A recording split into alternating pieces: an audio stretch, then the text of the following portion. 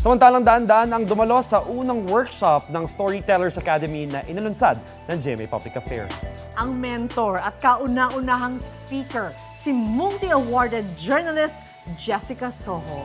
May unang chika, si Athena Imperial. Pa rin taong na-trap sa loob. Kasalukuyan po ay nagsasagot. Taas na part nitong Mula field reporting hanggang sa pagiging news anchor, Oras na para malaman nyo ang State of the Nation. Luzon, Visayas, Mindanao. at seasoned host ng public affairs programs. Ngayon, sabi ng award-winning broadcast journalist na si Jessica Soho, it's time to give back. Inilunsad ng GMA Public Affairs ang Storytellers Academy. Mentor at kauna-unahang speaker si Jessica Soho sa class at workshop na ito. Marami akong natutunan, gusto kong ma-share para maihanda rin yung mga susunod sa atin. So, and it's also a wonderful position to be able to report on everything that transpired the past 40 years.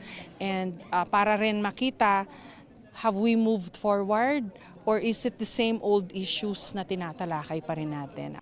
Layo ng talk and workshop na ito na tulungan ang content generators na malaman kung ano-ano ang mga makabuluhang storyang dapat pinopost online at kung paano ito ikwento. Nagkwento rin siya ng kanyang principles and practices mula sa 4 na dekada niya sa journalism industry.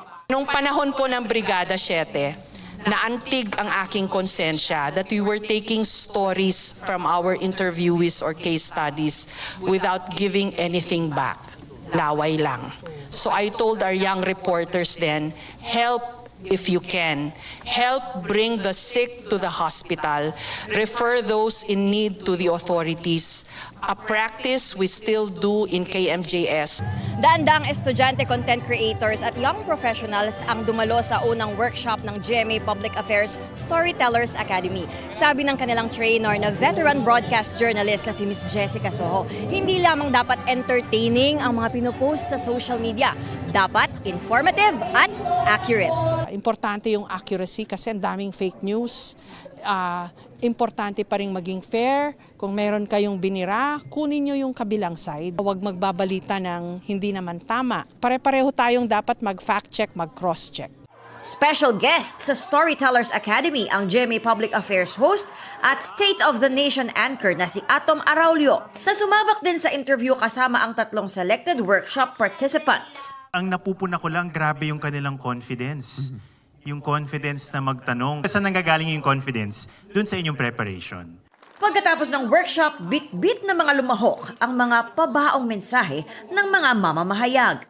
Yung sinabi ni Miss Jessica na being brave doesn't always mean being fearless. So, yung pagiging matapang is paghahanap ng daan kung paano malalampasan yung takot. Yung pinakatumatak po sa akin is yung magbigay sa mga na-interview po. Kung may kakayahan tayong tumulong, tulungan po natin sila. Full support din sa Storytellers Academy sina GMA Public Affairs Senior Vice President and GMA Pictures Executive Vice President Nessa Valdeleon, GMA Public Affairs Vice President Arlene Carnay at iba pang officers ng GMA Public Affairs.